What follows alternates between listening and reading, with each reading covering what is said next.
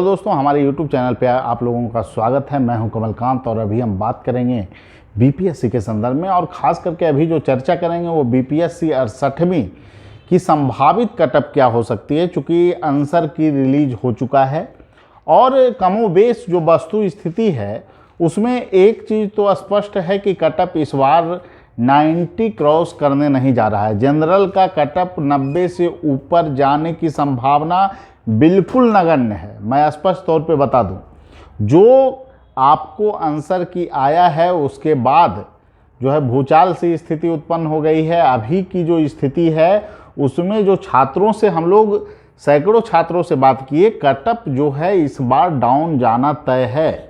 उसके पीछे दो तीन फैक्टर मैं आपको बताता हूँ। देखिए, सबसे बड़ा बात यह है कि कटअप जब हम रिलीज करते हैं तो हवाई कटअप नहीं होता है। सबसे पहली बात तो ये है, मैं कभी भी आप देखते होंगे कि जब हम 64वीं का कटअप बताए थे तो उस समय भी बताए थे कि कटअप जो है आपको 94 से नीचे नहीं जाएगा और 97 से ऊपर जाने, और 97 कटअप गया था। फिर 60-62 में भी कटअप वही रहा, 63 में भी कटअप जो हम लोगों ने गेस किया था कि 96 लगभग वही कटअप रहा था। एक रेंज हम लोग 3-4 नंबर का रेंज देते आए थे। हाँ, हालांकि मैं इस बात को एक्सेप्ट करता हूँ कि बीपीएससी 66 और 67 में कटअप 4-5 नंबर ऊपर गया। उसमें बहुत सारे सहायक कारक थे और जिसकी चर्चा मैंने पहले भी की है, तो इस पर विशद चर्चा करने की आवश्यकता नहीं है। लेकिन अभी जो वस्तु स्थिति है, बीपीएससी का पहली बार जो एग्ज़ाम हुआ है वो नेगेटिव मार्किंग प्रारूप में हुआ है। और सबसे बड़ी बात यह है कि इस बार जो प्रश्न बनाए गए थे, ऐसा प्रतीत होता है कि कुछ प्रश्न ऐसे जानबूझकर बनाए गए जिसमें कि चेयरमैन सर ने बोला भी था पहले कि हम जो है कि ई विकल्प को और डी विकल्प को जो है कि अब सुस्त विकल्प वो नहीं रहेगा, वो जागृत विकल्प रहेगा। और वो चीज़ें इस बार दिखी है। और निश्चित रूप से अभी तो 2-3 क्वेश्चन के आंसर, 4 क्वेश्चन के आंसर पे क्लेम आप लोग करेंगे, 5 क्वेश्चन विवादित हो सकते हैं, उस पर हम बाद में चर्चा करेंगे। लेकिन एक स्पष्ट तौर पे छात्रों के बीच एक संकेत जाना चाहिए कि कटअप जो है उसका आधार क्या है, क्या हम किस आधार पर कटअप बना रहे हैं, ये स्पष्ट संकेत आप लोग के पास भी जाना चाहिए।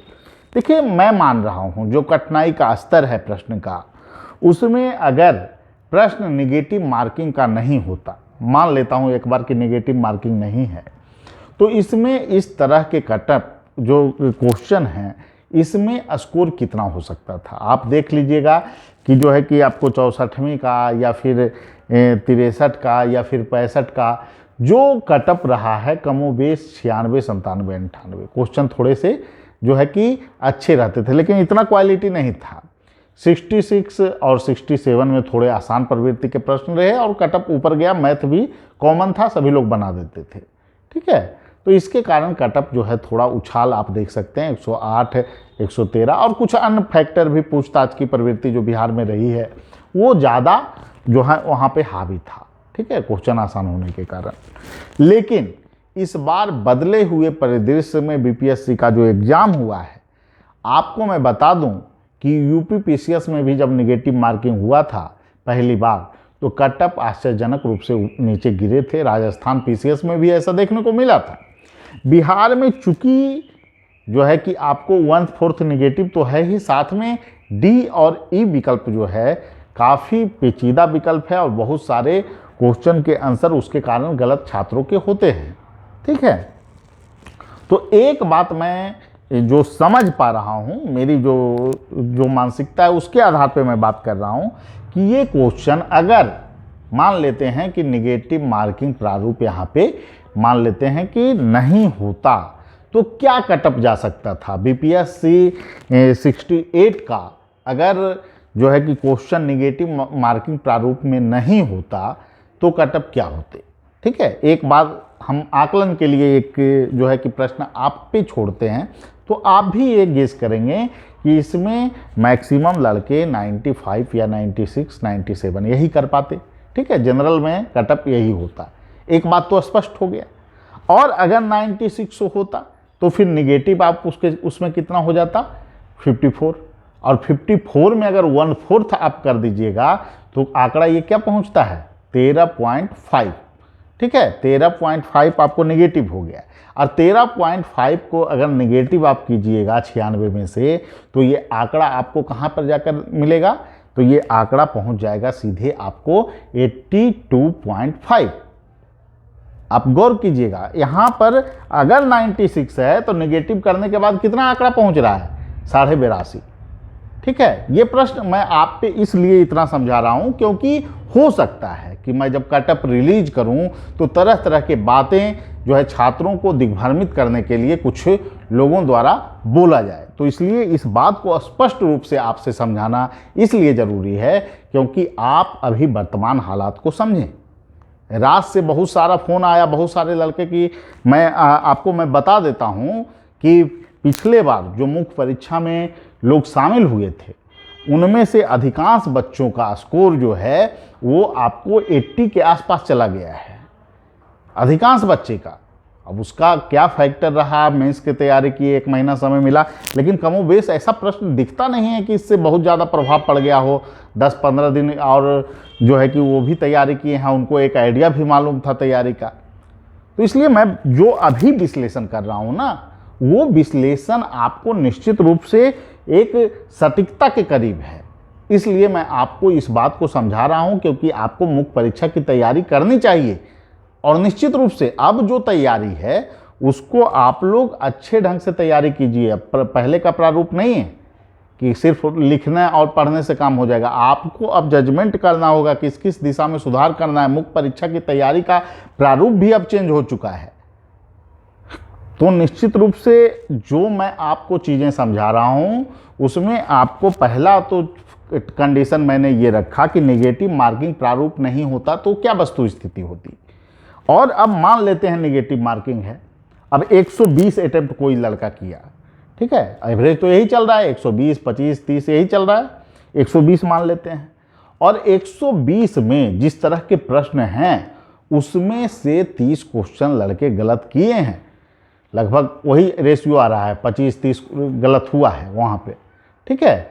तो अगर मान लेते हैं कि वहाँ पर कोई लड़का है वो मान लेते हैं कि 26 ही गलत किया, मान लेते हैं, तो उसका स्कोर क्या हो जाएगा ये भी तो अब समझना है ना। या फिर 30 गलत कर लिया तो क्या स्थिति हो जाएगा, बहुत तो 35 भी कर लिए हैं, 35 वाले तो अब 30 ही मानिए, तो 30 मानिएगा तो उसका स्कोर क्या होगा 90 में, और फिर 30 माइनस अगर कर देंगे तो उसका स्कोर गिर कर कहाँ चला जाएगा 7.50, ठीक है, हाँ 7.50 आप नेगेटिव कीजिएगा तो वो भी स्कोर आपको जाकर वहीं पे बनेगा 82.5। तो बहुत अंतर नहीं होता है। नेगेटिव में 100 अटेम्प्ट कीजिए क्योंकि 1/4 नेगेटिव था, तो इसमें बहुत अंतर नहीं पड़ेगा प्रभाव इसका, ठीक है, कि वो डाउन हो जाएंगे। तो ये जो है ना स्थिति कि 82.5 के आसपास जो है लड़कों की संख्या भी बहुत ज़्यादा नहीं है, अच्छे लड़के वहाँ पे हैं, लेकिन चूँकि सीटें कम हैं, आकलन थोड़ा करना कठिन हो जा रहा है। इसलिए कठिन हो जा रहा है कि 2 बार के कटअप ऊपर थोड़े से चले गए हैं और उसमें कुछ प्रभाव जो क्या क्या है वो अब जान रहे हैं, लेकिन इसलिए हम कटअप का रेंज थोड़ा ऊपर रख रहे हैं। ये कुछ लोग द्वारा बोला जाएगा कि कटअप का रेंज जानबूझ कर कोचिंग संस्थान नीचे रख रही है, तो मैं कह रहा हूं कि जो आपको कटअप का रेंज है उसको मैंने ऊपर आकलित करके किया है। हो सकता है जो मैं कटअप रिलीज कर रहा हूं उससे भी, जो आकलन कर रहा हूं उससे भी कटअप कम हो जाए, इसमें कोई आश्चर्य नहीं होगा, ठीक है। तो आप लोग गौर से सुनेंगे, जिन लोगों को विश्वास है, जो लोग तैयारी करना चाहते हैं। और मैं एक बात बता दूं कि जो ये आकलन है, जो ये सर्वे है, सर्वे के द्वारा तो मैं कोई चीज़ को मानता ही नहीं हूँ। सर्वे जो है कि हमेशा रॉन्ग होते हैं। अभी भी कुछ संस्थान या फिर यूट्यूब चैनलों पर सर्वे चल रहा है। सर्वे का औचित्य क्या है भाई, सर्वे में तो 100 कटअप चला गया है ना। और सर बोलते हैं कि चेयरमैन सर बोले हैं कि उसको चेंज कि क्यों कोई चेंज करेगा। अब जिसका स्कोर 110 मार के आया है वो अब चेंज करेगा कि वो रोएगा, तो उसको चेंज भी करने कोई नहीं जाएगा, ठीक है। तो वस्तु स्थिति को समझिए, वहाँ पर जाने की ज़रूरत नहीं है। कटअप आपको किस रेंज में रहने जा रहा है ये पूरे अच्छे ढंग से कैलकुलेट करके हम आपके बीच बात रख रहे हैं। एक संभावना जरूर बनती है कि ये कटअप आपको सही हो। जनरल के लिए जो हमारा आकलन है मेल में, वो कटअप है 86 से लेकर 89, ठीक है। वहीं फीमेल में ये रेंज रह सकता है 80 से 82 के बीच। EWS के लिए 82 से 84 और ये फीमेल में रेंज हो सकता है 78 से 80। BC के लिए रेंज है 83 से 86 और फीमेल के लिए रेंज हो सकता है 76 से 78। EBC के लिए रेंज है 82 से 85 और फीमेल के लिए रेंज हो सकता है 75 से 78। SC के लिए रेंज है पुरुष के लिए 80 से 82 और फीमेल के लिए ये रेंज हो सकता है 72 से 75। ST के लिए रेंज है 82 से 84 और फीमेल के लिए रेंज हो सकता है 78 के लगभग। ठीक है, तो ये सभी कैटेगरी का मैंने आपको बता दिया है कि क्या कटऑफ संभावित हो सकता है। ये बिल्कुल निष्पक्षता के साथ आकलन किया गया है। मैं जल्दीबाजी में कोई कटऑफ नहीं तैयार किया हूं और आपको मैं विश्वास के साथ कह सकता हूं कि कटऑफ कमोबेश यही रहने की प्रबल संभावना है। एक बात और बता दूं कि बहुत सारे छात्र जो ऐसे हैं जो परेशान हैं कि सर अब तैयारी की रणनीति क्या हो, क्योंकि अब समय कम है ना, अब 2.5 महीना समय है। जो तैयारी के लिए समय है आपके पास वो 2.5 महीना है। ये नहीं कि अब रिजल्ट का तो वेट भी नहीं कीजिएगा, आप लोग तैयारी में लगी, ऐसे भी आपको 69वीं और 70वीं में अच्छी वैकेंसी आने वाली है। ठीक है, तो यही कहेंगे कि आप लोग जो लोग पहले पढ़ चुके हैं टेस्ट सीरीज दे सकते हैं। टेस्ट सीरीज से आप लोग जुड़कर आप काम करना शुरू कीजिए, क्योंकि अब से हम लोग तो इकोनॉमिक्स खंड के साथ शुरुआत कर दे रहे हैं। अब सोमवार से ही, कल से शुरुआत होने वाला है और निश्चित रूप से ईमानदारी से अगर आप काम करेंगे तो आप लाभ की स्थिति में रहेंगे। और जिन लोगों को क्लास करना है तो वो क्लास से भी जुड़ सकते हैं। ठीक है, और निश्चित रूप से DI का स्पेशल क्लास हम लोग चला रहे हैं। और जो अब का जो समय है उसमें आपको जो चुनौती है वो एसईओ को लेकर है, तो निबंध के लिए प्रैक्टिस हम लोग करवाएंगे।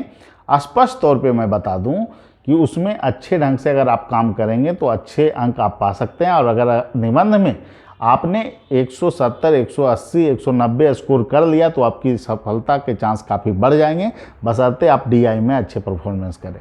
और बाकी चीज़ें जो है ना, टेस्ट सीरीज से आप अपनी गुणवत्ता में निखार लाते हैं। मैं तो यही कहता हूं कि जो बच्चे पहले पढ़ चुके हैं उनको टेस्ट सीरीज से ही जुड़ना चाहिए। और इतने कम समय में पूरे क्लास को कवर करना संभव नहीं हो पाता है। अब नए बच्चे हैं वो क्लास से जुड़ सकते हैं, आगे भी उनको देना है चूँकि। इसलिए मैं ये वीडियो बना रहा हूँ क्योंकि सुबह से कॉल बहुत आ रहे हैं, छात्र परेशान हैं। और निश्चित रूप से जो कटऑफ होता है वो कोई आश्चर्यजनक कटऑफ नहीं होता है, क्योंकि वो छात्रों के बीच जो आप परफॉर्मेंस किए हैं उसी के आधार पर तय होता है। इसलिए किसी भी तरह से आपको परेशान नहीं होना है। आगे बहुत सारी चीज़ें हैं, आगे 69वीं की वैकेंसी आएगी, 70वीं की वैकेंसी आएगी, बहुत सारे लोग UPPCS, UPSC में लगेंगे। तो निराश नहीं होना, तैयारी करते रहना है और निश्चित रूप से उम्मीदें को तोड़ना नहीं है और आपको अपने लक्ष्य के प्रति समर्पित रहना है। ठीक है, सभी लोगों को धन्यवाद। फिर अगले वीडियो में मिलेंगे। Thank you.